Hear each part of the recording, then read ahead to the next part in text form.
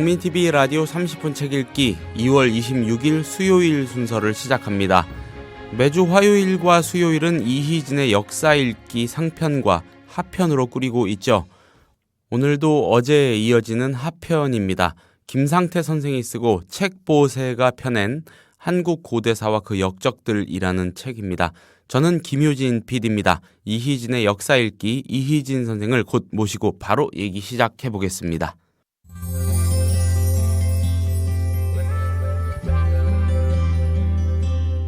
매일 아침 이 책 한 권. 국민TV 라디오 30분 책 읽기.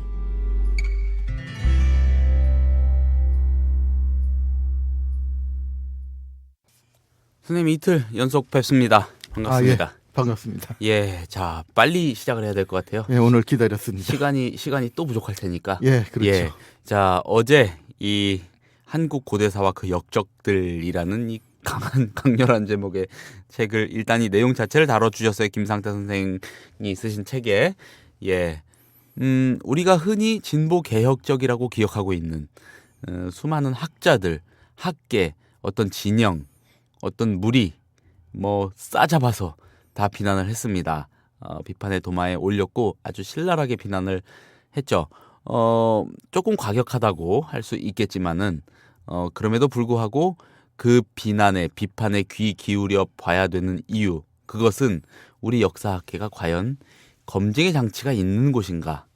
예, 이 구조적인 요 문제를 한번 또 짚어주시기 위해서죠. 예. 네.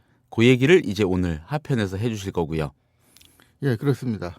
그러니까 이제 이 김상태 씨가 쓴 책에 요 책의 전작이라고 할 수 있는 네. 엉터리 사학자 가짜 고대사라는 책이 있거든요. 그 책도 이 비판계에서 좀 유명한 것 같더라고요.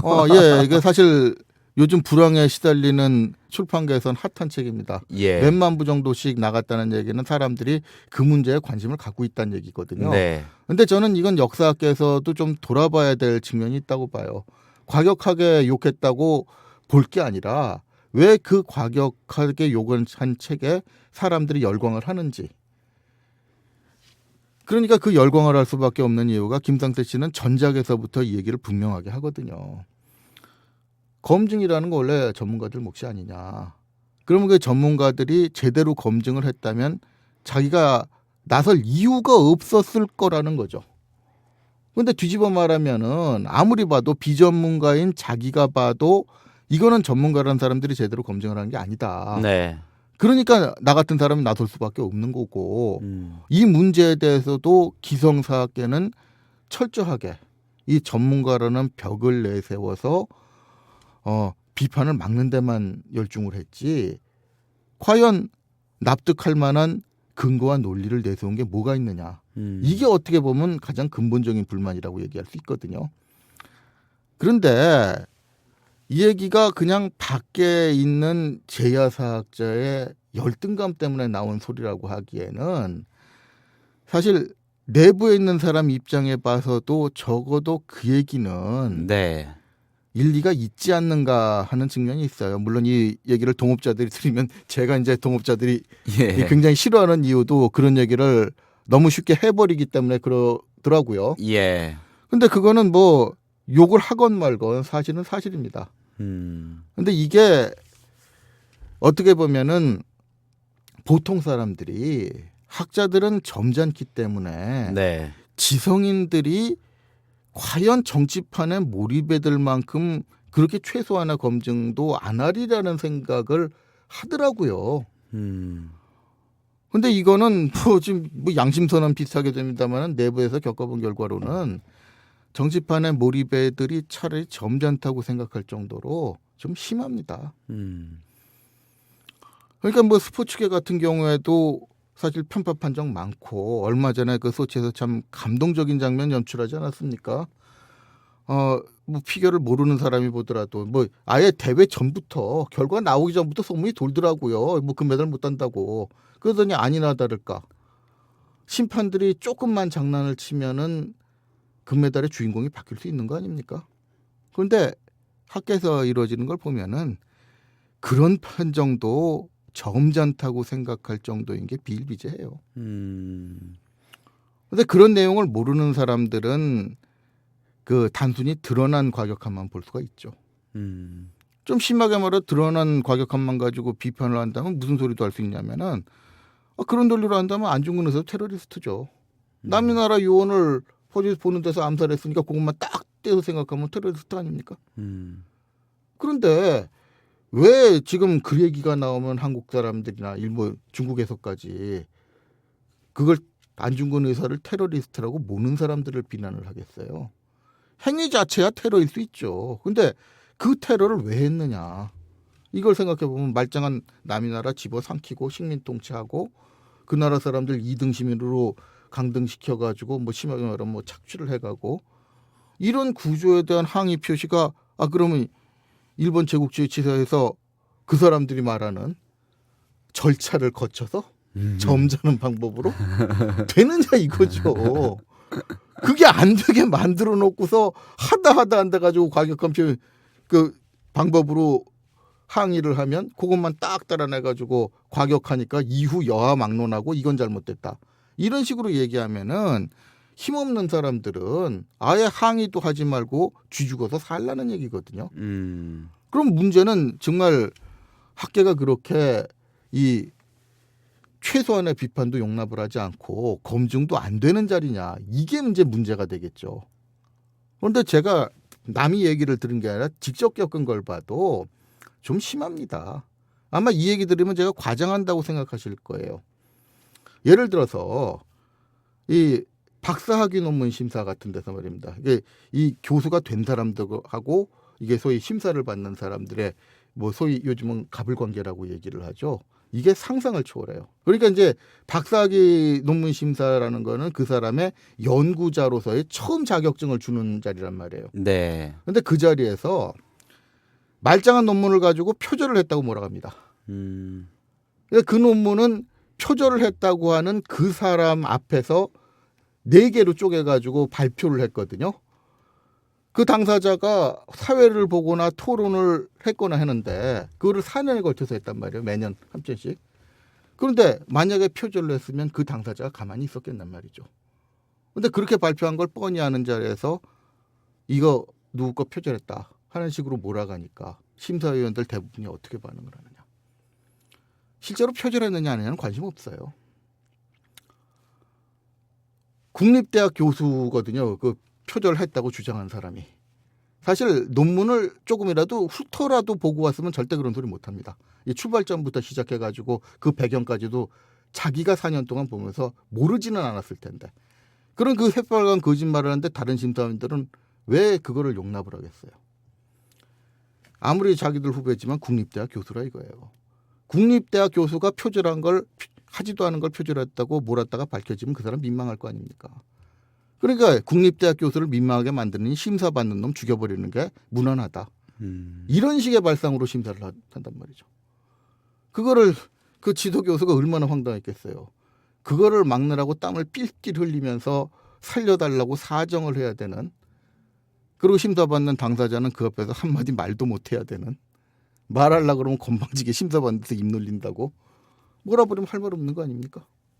심사받는 데서 건방지게 입 놀린다고 뭐라고 다그치고 그러는 사례 또 실제 있나요? 종종? 제가 직접 당한 거라. 그건 남한테 물어볼 필요가 없습니다. 입 놀리려면 바로. 선생님 너무 많이 엉뚱한 말씀하셔서 그런 건 아니고요. 아니 엉뚱한 얘기가 아니라 말 자체를 예. 못했어요. 그리고 아무리 농담이었습니다 이거는. 예. 표절이냐 아니냐는 그 당사자 앞에서 발표를 했다는 얘기를 할 수가 있잖아요. 그거는 실제로 뭐 기록에 다 남아 있는데 처음 발표할 때부터 예. 내가 표절한 대상자가 사회를 봤는데 근데 관심을 안 갖더라고요. 그러니까 쉽게 말해서 논문의 내용이 뭐든지 그건 자기 관심사가 아니라는 거죠. 한마디로 말해서 나는 너를 죽이고 싶고 그동안 건방지게 봤고 너를 나쁘게 봤으니까 내 말 한마디에 죽어줘야 되겠다. 이 논리가 눈앞에서 펼쳐져요. 그러면은 그 억울한 소리를 듣고도 살려달라고 사정을 해야 되는 게 이게 가불관계라는 거예요. 지금 쭉 이야기를 펼쳐주셨는데 제가 듣기로는 이렇습니다. 그 검증이라는 절차가 과연 살아있느냐 하는 구조적인 문제를, 그래서 한국 고대사와 그 역적들 같은 다소 거칠고 이 과격한 비판이 존재할 수밖에 없는 그 배경을 지금 설명해 주시고 있지 않습니까? 요렇게 이해가 돼요. 검증을 시도하는 목소리 자체가 묻혀버릴 공산이 큰 예. 학계의 분위기. 그러니까 제가 조금 아까는 아주 사소한 하나의 사례를 들었습니다만은 예. 이런 심사 구조가 그냥 박사학위 논문 심사하는 데서만 하고 끝나는 게 아니거든요. 예. 학위 받고 나오면 자유로운데라고 얘기를 할 수가 있겠습니다만은 네. 학위를 받고 나온 연구자들이 그냥 학위 있다고 해가지고 뭐 요즘에 풀리는 거 있습니까? 그럼 자기 능력을 증명하기 위해서는 학술지에 글도 싣고 여러 가지 활동을 해야 되지 않습니까? 네. 근데 여기도 심사가 있다는 걸 아는 사람이 별로 없어요. 학술지에 네. 글을 싣는 거 게재하는 거 자체. 그 투고할 과정에서요. 때도 예. 심사가 걸리죠. 음. 그러니까 특히 요건 이제 교육부가 우리나라 관료 조직이 어떻게 보면 이 정책 자체가 결정적으로 기득권자들한테 힘을 실어주는 정책으로 밀어붙이거든요. 그래야 자기들이 통제하기가 좋으니까. 그러니까 심사를 받을 때는 어떻게 하겠습니까? 이게 이제 2명 내지 3명이 심사를 하는 구조란 말이죠.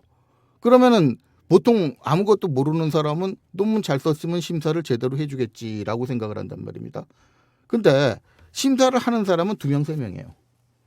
근데 그 2명, 3명이 과연 공정하게 심사를 한다는 보장이 있겠느냐는 말이죠. 네. 그러니까 그거는 어떤 식으로 장난을 칠 수가 있느냐면은 왜 사실 학회 운영을 할 때 굉장히 좀 힘든 일이 많잖아요. 뭐 여러 가지 잡스러운 잡무도 다 처리해야 되고 그러는데 왜 학회 운영을 할 때 악착같이 자기들이 하겠다고 달려드는 사람들이 있는지 그거 이해를 못하죠. 배경 모르면. 왜 그러냐면은 학회 운영을 하고 있으면은 사실 연구자의 생존 문제가 걸린 업적을 쌓는다는 건 연구자한테 직접적으로 이제 생존 문제가 걸려버리니까 결정적인 영향을 줄 수가 있어요. 그러니까 사실 그렇게 넓은 판이 아니기 때문에 연구자들 성향은 뻔히 알잖아요. 그러면 사실 논문이 학술지에 게재되느냐 마느냐 특히 이게 등재지 등재 후보지라는 걸 만들면서부터 이게 더 심해지기 시작했는데 등재지에 실려야 점수가 나오는 거고 거기 실리지 않으면 빵점 처리됩니다. 어디 취직될 때. 그러니까 이건 결정적으로 계속 빵점 처리가 되거나 아니면은 빵점 처리가 되는 글을 싣거나 게재를 못하면 그 사람은 연구자로서 매장을 당하는 거거든요. 근데 그 심사는 어떻게 되느냐. 학회 주조하는 측에서 심사위원은 일방적으로 결정을 하죠. 네. 그건 빤히 아는데 죽이고 싶은 사람은 그 성격이 좀 모나가지고 무조건 게재 불가 때리는 사람이 있어요. 그 사람한테 보냅니다. 살리고 싶은 사람은 거의 무조건적으로 논문을 통과시켜주는 사람이 있거든요. 예를 들어서 이제 저 같은 경우가 그런 케이스인데 살리고 싶은 논문은 저한테 보내면 됩니다. 전 아무리 악평을 하더라도 탈락 등급은 안 줘요. 성향을 아니까. 그리고 혹시 몰라가지고 저 같은 경우에도 탈락하고 싶은데 제가 그냥 평소에 이미지만 보고서 저놈은 할 말을 다 하는 놈이니까 자를 것이다 하고 보내가지고 제가 합격 점수 보내가지고 되돌려 보내는 경우가 있거든요. 그럼 연락이 옵니다. 이거 떨어뜨리려고 그랬는데 붙이면 어떡하냐고. 잘라달라고. 저도 심사를 해보니까 그건 알아요. 그런 전화를 받아보신 적도 있으세요? 2번 받았죠. 그러니까 저는 확인을 합니다. 장본인도 동의를 하느냐. 그래서 이러이러한 사정이 있다고 얘기하면 잘라서 점수 수정해가지고 보내줍니다. 그럼 그 안 좋은 행위에 가담하신 아니 양심 고백이군요. 그러니까 양심선언인데 그건 안 좋은 거라기보다 장본인의 동의 여부를 저는 그래서 먼저 체크를 합니다. 장본인이라고 하면 부정적인 어감이니까 그 당사자. 네, 그 논문을 낸 당사자가 예. 그런 게재를 안 해도 좋다는데 동의를 했느냐는 걸 먼저 물어보거든요. 게재를 안 하는데 동의하느냐고 묻는데 동의한다고 하는. 그러니까 사람도 있나요? 사정을 묻는 거죠. 그 사람이 싫어서는 안 되는 또는 싫을 수 없게 되는 여러 가지 뭐 학계에서의 인간관계랄까 등등등등을 그래서 반영한, 뭐 예. 그런 거 봐가지고 그러면은 뭐 다음번에 한 번 더 꼬라도 되겠다는 판단이 있으면 점수를 수정해서 보내줍니다. 그러니까 이 말을 뒤집어 버리면은 제 논문 심사도 남은 그렇게 한다는 얘기거든요. 그러니까 저도 그런 케이스를 아는 게 제 논문 주제하고 상관없는 사람인데 그 사람한테 보내가지고 자른 경우를 알아요. 그러니까 나중에 저 비밀로 한다 그래도 워낙 좁은 판이기 때문에 말이 돌다 보면 다 알려지거든요. 그러니까 죽이고 살리는 거는 논문을 잘 쓰느냐 못 쓰느냐하고는 별 상관이 없죠. 물론 역사계 모든 학자들이 그런 건 아니겠죠. 물론 모든 아니겠지만은 학자들이 그렇게 하지는 않는다 그러는데 왜 왜 굉장히 이게 유의미한 수준에서 그런 행위가 이루어지고 있다. 그러니까 뭐 이런 이제 주장 정도로 이해할 수 있겠군요. 예를 들어서 이제 그 아까 많이 회자가 됐던 삼국사기 초기 기록에 대한 문제. 그는 이제 주변 사람들이 떨어질 때 직접 봤습니다. 네. 심사서가 딸랑 5줄이더라고요. 이건 완전히 게재 불가를 해서 논문을 죽이라는 건데 첫 번째 1번이 삼국사기 초기 기록을 인용했음이에요. 두 번째가 연구사 정리가 제대로 안 돼 있음. 그러니까 삼국사기 초기 기록을 인용하면 무조건 이건 게재 불가란 얘기예요. 제 첫 번째 그 이유니까. 좀 우리나라 주류 학계에서 배척하고 있는 그렇죠. 대목이니까요. 그런데 네. 이제 이렇게 해가지고 게재 불가가 되면 그 사람은 연구자라서 완전히 좀 매장당할 수 있거든요. 그런데 이 케이스만 해도 2번 받고 그러면 왜 이게 재수 없는 케이스에 걸린 게 아니라고 얘기를 할 수밖에 없느냐면은 2명이라 그러지만 그럼 심사할 때 그 누구한테 가겠느냐 하는 건데 그거는 아무래도 확률상으로만 봐도 학계에서 좀 제일 많은 사람들을 배출한 이 학교 출신들한테 갈 확률이 높잖아요. 그리고 또 명분상으로 공정을 기한다고 하면은 이런 파도 보내고 저런 파도 보내야 되잖아요. 그러면 반대하는 파한테 한 사람이라도 가겠죠. 거기는 잘립니다.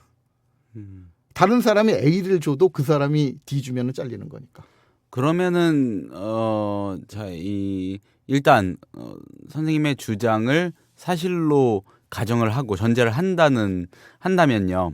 그렇게 좀 피해를 입는 그렇게 탈락돼 버리는 그런 논문들 보면은 대다수가 좀 기성의 질서에 도전하거나 그거를 좀 비판적으로 접근하거나 한번 다른 얘기를 해보려고 한다거나 말 그대로 검증을 시도하는 그렇죠. 뭐 요런 논문인 경우가 많습니까? 그러니까 비판적인 논문은 거의 못 실린다고 봐야 돼요. 그러니까 사람들은 이것도 착각을 하는데 예를 들어서 심사위원 2사람한테 보내면 한 사람은 그 D를 주고 한 사람은 합격 등급을 준다. 그럼 50%의 확률로 살아남는 거 아니 이렇게 생각을 하는데 네. 학계 규정상 둘 중에 한 사람만 D 주면 죽어요. 어... 다른 사람이 A뿔을 줘도 죽습니다. 한 사람만 낙제점을 주면은 그렇죠. 그러면 탈락할 확률은 99%죠. 그렇죠. 그러니까 사실상 기성질서에 좀 비판적으로 나오는 거는 살아남기가 어렵다고 봐야 됩니다. 그럼 살아남으려면 어떻게 해야 되느냐? 예. 자기들이 학교 만들어야 돼요. 근데 이게 왜 심해지느냐면은 아까 이제 교과부 같은 경우에도 공범자라고 얘기를 하는 게 소위 말해서 등재지 어쩌고 해가지고 자격 조건을 까다롭게 갖추지 않습니까? 그럼 새로 하는 사람들은 새로 학교를 만들어서 시작하는 사람들은 여러 가지 자금력이라든가 인적 자원이라든가 부족하니까 그 자격을 갖추기가 어려워요. 그럼 기득권을 가진 사람만 인정이 되는 겁니다. 다른 학계는 어떨지 모르겠네요. 역사학계만의 독특한 그런 문화입니까? 그러니까 역사학계가 좀 심하죠. 그러니까 다른 학계는 제가 직접 사례를 안 봐서 모르겠습니다만은 이거는 뭐 제가 직접 당해보기도 하고 주변 사람들이 받는 심사서 같은 것도 옆에서 보니까 또 저도 심사를 해보니까 이거는 뭐 누구한테 주워 들은 얘기가 아니지 않습니까? 어떻게 굴러간다는 건 모르는 것도 아니고. 더군다나 이게 이렇게 돌아가다 보면은 소위 말하는 공개 발표 같은 경우에도 다른 사람들이 아는 만큼의 검증 효과는 별로 없어요. 그러니까 사실 공개 발표를 하고 전문가들이 이 공개적으로 논하는 토론자라는 거는 사실 온라인 토론하고 다르거든요. 그러니까 이제 온라인이라든가 이런 데 대해서 김상태 씨도 사실 그런 측면으로 자꾸 비판을 하는 거란 말이에요. 왜 이제 온라인 같은 데서 논쟁하는 거를 안 쳐주느냐면은 네. 무책임하거든요. 그러니까 아무 말이나 떠오르는 대로 욕까지 섞어가지고 너 틀려먹었다고 해도 왜 온라인에서 말하는 논쟁 같은 경우는 문제가 생기느냐면은 일단 익명이니까 누군지 모르지 않습니까? 그리고 누군지 밝혀진다고 해도 그 사람들이 역사학에 대해서 헛소리를 한다고 해도 책임을 안 지는 거거든요. 그러니까 마음 놓고 아무 소리나 막 입에서 나오는 대로 뱉어댈 수가 있죠. 그러니까 그걸 검증이라고 칠 수도 없는 거고 그러니까 김상태 씨도 그런 사람 중에 하나가 아니냐 이렇게 몰아갈 수 있는 거죠. 그러니까 사실 그 역사학계 몸담지 않은 사람들이 책을 쓴다는 거는 나중에 뭐가 거기서 잘못된 주장을 했다 그러더라도 근거 없는 비판을 했다고 해도 책임은 질 수 없어요. 그렇기 때문에 문제가 있죠. 근데 뒤집어 말하면은 그러면 그렇게 책임을 지우는 데가 냉정하게 검증을 하느냐 이렇게 얘기했을 때 심사만 못하는 게 아니라 학교에서 원래 발표회 같은 거를 하는 것도 사실 진배 없습니다. 말 제대로 못합니다. 쉽게 말해서 그 제일 대표적인 사례 하나 들면은 그런 검증을 하기 위해서 발표자가 있으면 토론자를 붙이잖아요. 근데 토론자 누가 구해오는지 아십니까? 발표하는 당사자 보고 해오래요. 그럼 발표하는 당사자가 내 논리 비판할 사람을 세우겠습니까? 그런데 이게 대부분 좀 힘 있는 학교 쪽에서 추천하는 사람은 장본인한테 발표자를 해오라 그러는데 힘없는 학교라든가 조금 좀 소수파라든가 낯설은 사람들이 해오면은 그때는 조금 이 말빨 센 사람들을 토론자로 붙입니다. 그러면 같은 얘기를 하더라도 사실 상대 선수를 누구는 자기가 상대 선수 골라서 데리고 오고 누구는 센 놈 붙여주고 이러면 사실 데뷔 오는 사람은 여러 가지로 경험도 없고 그러는데 견디기 어렵잖아요. 그러니까 자연스럽게 말 안 듣는 놈은 거기서 도태시켜버릴 수 있는 거고 또 한 가지는 그래도 살아남아서 계속 기어올라오면 어떻게 되냐면 이제 아무래도 숫자가 많은 파가 있지 않습니까? 학회라 그래봤자 한 20-30명 오면 굉장히 많이 왔다 그래요. 보통 10여 명 정도 있는데 10여 명 정도면 되게 관계자가 온단 말이죠. 거기 학회 운영진하고 발표자 토론자 이렇게 온단 말이죠. 거기서 마음 먹고 몇 사람한테 그 비판적인 얘기할 사람은 발언권을 안 줘버리면 돼요. 근데 그런 거 가지고도 장난치는 기법은 여러 가지가 있는데 나중에 발언권 안 준다고 욕을 하면은 제일 약 올리는 기법 중에 하나가 다른 사람들은 쓸데없는 얘기라도 30분 정도 장광설표도 놔두다가 비판할 사람은 마지막 1분 남겨놓고 주는 방법이 있습니다. 1분 동안에 무슨 소리를 하겠어요. 그리고 조금 듣기 싫은 소리 나오면 시간 없다고 끊어버릴 수도 있고 이래서 말 제대로 못하게 해놓고 나는 발언권 다 줬다 이렇게 변명하고 지나가는 방법도 있고 이러는 여러 가지 이 수법이 있기 때문에 사실 가장 냉정하게 자기 책임을 걸고 검증을 해야 될 자리에서는 거의 검증이 안 된다고 보면 됩니다. 궁금하시면은 이런 관계 한 발표하는 데 한번 가보시면 돼요. 거의 덕담잔치입니다. 그리고 이제 체면상 발표 토론자로 나왔기 때문에 별로 대답하기에 곤란하지 않은 이런 질문 몇 개 던져주고 체면 치레하고 지나가는 게 대부분의 발표입니다. 근데 가끔 가다가 좀 곤란한 질문 해가지고 분위기 안 좋아지는 경우가 있는데 그건 가물에 콩나듯이고 사실 그렇게 되면은 그런 질문하는 당사자들은 좀 눈총을 받아가지고 조금 여러분 나와가지고 얘기하기가 곤란해져요. 저도 좀 독하게 얘기를 하는 축이었습니다만 요즘에는 이제 말을 안 하는 쪽으로 가버렸으니까 차라리 효과 없는 데서 말하느니 내가 내 뜻을 펼 수 있는 데 가서 하겠다는 쪽이 돼버리 그 식으로 생각이 돌아가다 보면 이제 얘기 안 하게 됩니다. 이렇게 돼버리면은 사실 현실적으로 지금 발표 장치라고 할 수 있는 심사, 공개 발표 뭐 이런 데서 실제로 냉정하게 검증할 수 있는 자리가 없어요. 그리고 그런 자리들은 사실 기득권을 잡고 있는 사람들한테 거의 일방적으로 유리하게 돼 있다고 봐도 무리가 없을 겁니다. 이런 상황에서 과연 검증을 기대할 수가 있겠느냐. 그러니까 밖에서 보면은 결과 나오는 건 뻔하다는 얘기죠. 분명히 이거는 검증이 안 됐는데 그러니까 소위 말하는 검증이 안 됐다는 말도 어떻게 보면 사회에서 의미가 달라지는 게 기성사학에서 그 듣기 싫은 소리 나오면 그런 게 방송이라든가 이렇다면 학자들이 흔히 하는 소리가 있습니다. 검증되지 않은 소리를 방송에 내보내면 어떻게 하냐고. 그럼 뒤집어 말하면 자기들이 하는 얘기는 검증이 됐다는 얘기입니까? 마치 그런 것처럼 사회 인식을 시키고 있어요. 근데 지난번에 얘기했던 거 아막선 전투 같은 경우에 분명히 이건 일본 논리 베낀 건데 그 역사학부에 실렸단 말이에요. 그러면 이건 밖에 있는 제야 인사도 아니고 안에 있는 학교 사람이 나와가지고 검증하자고 그것도 안에 있는 학교에다 불렀는데 도망가 버리면 그만이거든요. 토론인데 안 나와버려요. 그 뒤에 가가지고는 저게 지나치게 국수주의에 빠져가지고 자기 욕하고 다니고 돌아서서 욕하고 다니고. 그럼 이게 검증을 하겠다는 겁니까? 그러면 그렇게 검증을 하겠다는 글을 가지고 실을 때는 어떻게 해야 되느냐? 그 논문으로 못 싣습니다. 근데 논문으로 못 싣는다는 얘기가 비전문가들은 무슨 얘기인지를 몰라요.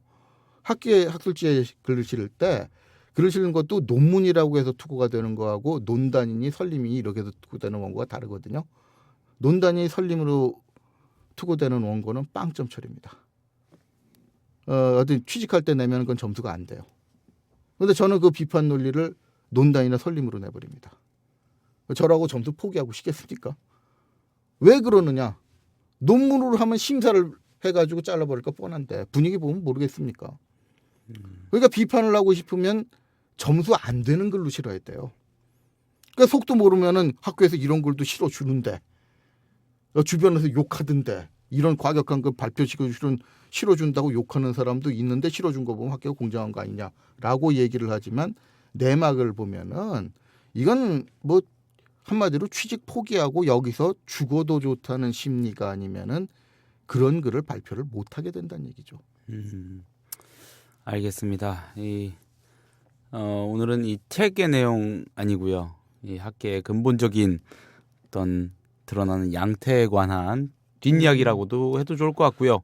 뭐 실태라고 해도 좋을 것 같고요. 그러니까 그런 책의 주장을 내용이 해주셨어요. 아니라 이 책이 근본적으로 제기하고자 하는 문제가 어떻게 보면 그 예. 문제라는 거거든요. 예, 그리고 이 책 이런 독한, 이런 과격한 주장이 가지는 상징, 이런 식으로 해야지 그나마 좀 주목을 받을 수 있을 테고요. 주목이 예. 아니라 이렇게 하지 않으면은 사실 이계통의 소리는 못 나옵니다. 네, 그래서 이 배경, 이런 식의 주장이 나올 수밖에 없었던 구조적인 배경에 관한 설명해 주셨습니다. 뭐 역사 학계를 향한 이진 선생님의 주관도 물론 포함된 그리고 경험 또 직접 보고 들으신 것들 등등등을 포함한 그런 뭐 좀 날이 선 이야기였습니다만은 다 같이 한번 들어보고 되새겨보고 고찰해보고 그래야 될 만한 이야기가 아니었나 싶습니다. 네, 이 한국 고대사와 그 역적들이라는 책을 단초로 어젠 그 내용 그리고 오늘은 이것이 지니는 의미, 그 배경, 구조적인 배경에 관한 설명 쭉 해주셨습니다. 자, 선생님 말씀 잘 들었습니다. 다음 주에도 재밌는 이야기 부탁드리겠습니다. 예, 그러죠. 예, 고맙습니다.